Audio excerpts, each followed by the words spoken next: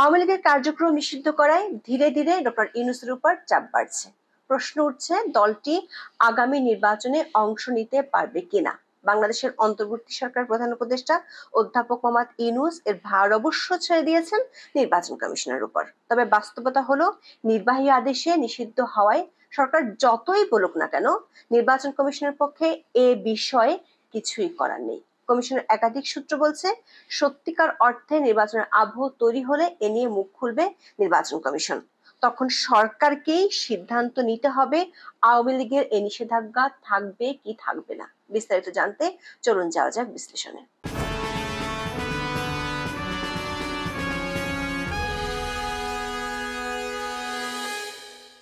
2024 সালের 5ই আগস্ট আওয়ামী লীগ সরকারের পতনের পর গঠিত হয় অন্তর্বর্তী সরকার।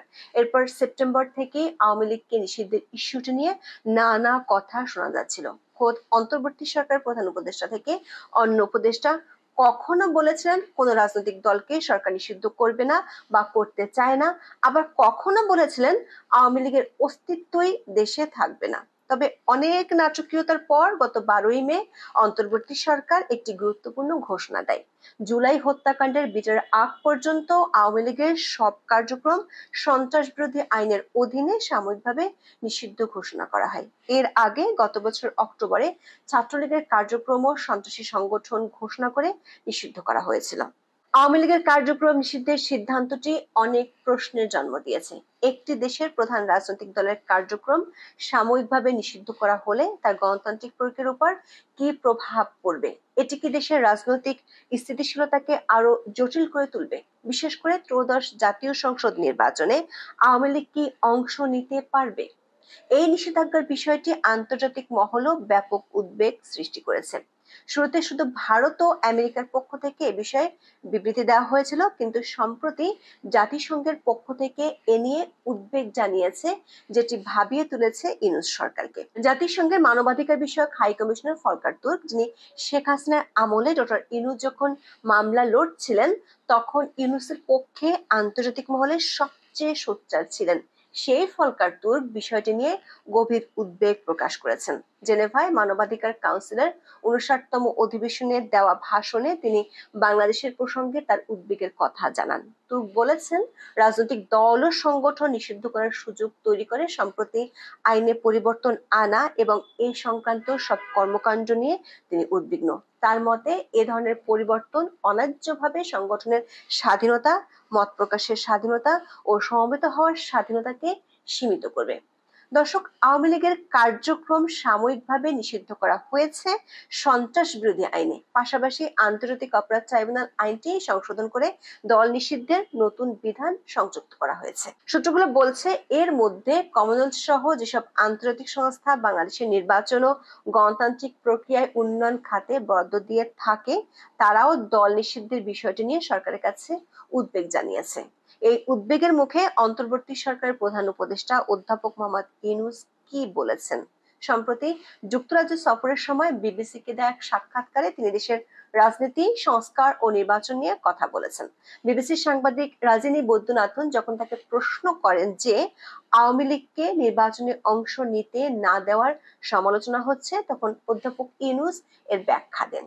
রাজিনী বৈদ্যনাথনের প্রশ্নটি ছিল খুব সরাসরি। তিনি ডক্টর ইউনূসকে জিজ্ঞাসা করেছিলেন, আপনি বলেছেন আগামী নির্বাচন যেন অন্তর্ভুক্তিমূলক এবং অংশগ্রহণমূলক হয়, কিন্তু দেশের অনেক মানুষ এখনো আওয়ামী লীগকে সমর্থন করে। আওয়ামী লীগের কার্যক্রম নিষিদ্ধ থাকলে তারা আওয়ামী লীগের প্রার্থীকে ভোট দিতে পারবে না। দর্শক, এটা সত্যি যে বিগত 16 বছরের আওয়ামী লীগের শাসনামল নিয়ে অনেক সমালোচনা আছে, কিন্তু পরিসংখ্যান বলছে বাংলাদেশের ইতিহাসে 1991 সাল থেকে 2008 সাল পর্যন্ত তত্ত্বাবধায়ক সরকার অধীনে যে 4টি অবাধ, সুষ্ঠু, নিরপেক্ষ এবং অংশগ্রহণমূলক নির্বাচন হয়েছিল, সেগুলোতে আওয়ামী লীগ 30 থেকে 48% ভোট পেয়েছিল। তবে ক্ষমতা থেকে বিদায় নিলে আওয়ামী লীগের ভোট কমতে দেখা গেছে, যেমনটা ঘটেছে 2001 সালে। এমন প্রেক্ষাপটে হয়তো রজনী বৈদ্যনাথন প্রশ্ন করেছেন, বাংলাদেশের অনেক মানুষ এখনো আওয়ামী লীগকে সমর্থন করেন, তারা তো আওয়ামী লীগকে ভোট দিতে পারবে না। উত্তরে ডক্টর মোহাম্মদ ইউনূস বরাবরের মতোই বলেছেন, তারা আওয়ামী লীগকে নিষিদ্ধ করেননি, দলটির কার্যক্রম সাময়িকভাবে নিষিদ্ধ করা হয়েছে। বিবিসির পক্ষ থেকে ফলো আপ প্রশ্ন ছিল, তাহলে আওয়ামী লীগ আগামী নির্বাচনে অংশ নিতে পারবে না? এই প্রশ্নের উত্তরে ডক্টর ইউনূস বলেন, নির্বাচনে তারা থাকবে কি না সেটা নির্বাচন কমিশনের সিদ্ধান্তের উপর নির্ভর করছে। অর্থাৎ নির্বাচনের ব্যালটে তাদের থাকার সম্ভাবনা এখন নির্বাচন কমিশনের হাতে। দর্শক, খেয়াল করে দেখুন, সরকার আওয়ামী লীগের কার্যক্রম নিষিদ্ধ করেছে নির্বাহী আদেশে। সে আদেশের আলোকে নির্বাচন কমিশন দলটির নিবন্ধন আপাতত স্থগিত করেছে। নির্বাচনের সময় কার্যক্রম নিষিদ্ধ থাকলে সে দল নির্বাচনে অংশ নিতে পারবে না।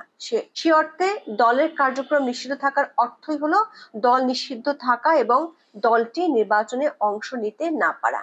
সূত্রগুলো বলছে, নির্বাচনের আওয়াজ যত বেশি উঠছে ততই আওয়ামী লীগ নিষিদ্ধের ইস্যুটি নিয়ে আন্তর্জাতিক মহল থেকে চাপ বাড়ছে। বিশেষ করে প্রধান উপদেষ্টা সহ সরকার একাধিক উপদেষ্টা একাধিকবার গণমাধ্যমে বলেছিলেন তারা আওয়ামী লীগকে নিষিদ্ধ করতে চান না, কিন্তু তারপরও সরকার সমর্থক একটি দলের চাপে দলটিকে নিষিদ্ধ করায় আন্তর্জাতিক ক্ষেত্রে ভুল বার্তা গেছে।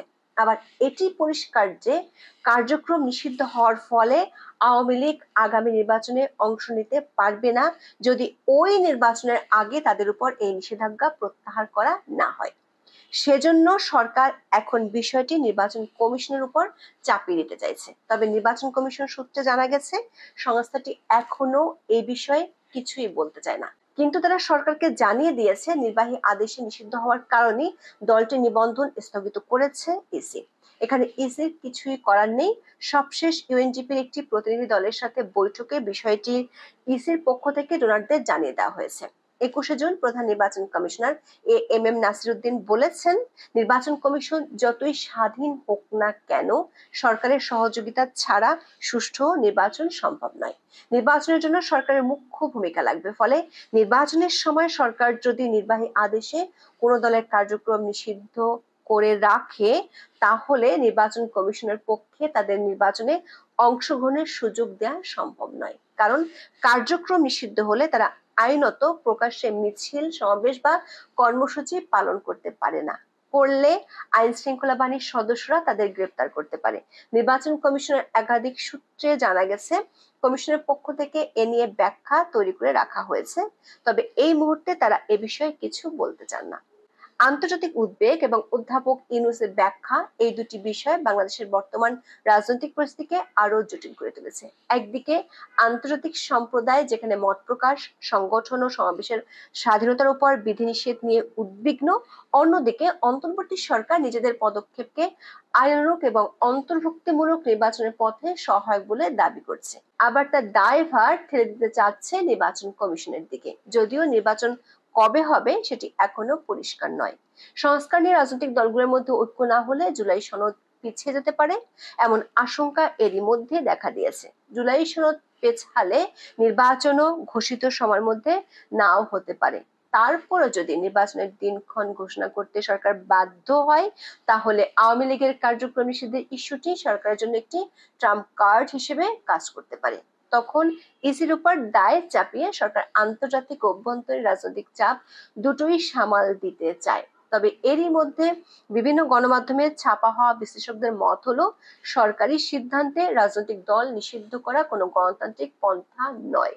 কেননা কোন দলকে জনগণ গ্রহণ করবে বা কাকে প্রত্যাখ্যান করবে সেই বিবেচনার ভার জনগণের। জনগণ যদি ভোটের মধ্য দিয়ে প্রত্যাখ্যান করে, তাহলে আওয়ামী লীগ এমনিতেই ধীরে ধীরে অপ্রাসঙ্গিক হয়ে যাবে। যেমন জামায়াতে ইসলামীকে নিষিদ্ধ করার দাবি বহু বছর ধরে থাকলেও তাদের গত বছর অগস্টের আগ পর্যন্ত নিষিদ্ধ করা হয়নি।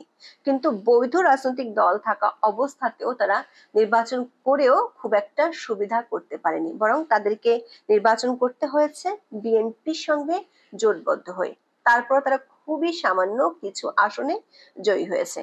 তার মানে মুক্তিযুদ্ধের বিরোধিতা কিংবা ধর্মীয় দল যে কারণেই হোক, দেশের সংখ্যাগরিষ্ঠ মানুষ জামাতকে গ্রহণ করেনি, কিন্তু তারপরও জুলাই আন্দোলনের শেষ দিকে সেই জামাতকে নিষিদ্ধ করার 5 দিনের মাথায় খোদ আওয়ামী লীগের পতন হলো এবং মুক্তিযুদ্ধে বিতর্কিত ও দেশবিরোধী ভূমিকার কারণে যে দলটির রাজনীতি নিষিদ্ধ করার দাবি ছিল বহু বছর ধরে, সেই দলটি নিষিদ্ধ করার প্রজ্ঞাপনটি বাতিল করে দেওয়া হলো 1 মাসের মধ্যে। তার মানে সরকারি প্রজ্ঞাপন দিয়ে দল নিষিদ্ধ করাটাই সমাধান নয়, বরং জনগণ যদি ভোট না দেয়, সমর্থন না করে, সেই দল এমনিতেই ধীরে ধীরে মাইনাস হয়ে যায় বা গুরুত্বহীন হয়ে পড়ে যদি নির্বাচনী ব্যবস্থাটি ত্রুটিমুক্ত থাকে, যদি দেশে একটি গণতান্ত্রিক আবহ থাকে। সুতরাং জনগণ যদি মনে করে যে মুক্তিযুদ্ধে যে ভূমিকায় থাকুক না কেন, বিগত 16 বছরের কারণে তারা আর আওয়ামী লীগকে ভোট দেবে না বা ক্ষমতা আনবে না, সেই সিদ্ধান্তের ভার জনগণের উপরেই থাকা উচিত। এখন এ পর্যন্ত। সবাই ভালো থাকুন, সুস্থ থাকুন, নিরাপদে থাকুন। দেখা হবে আগামী পর্বে।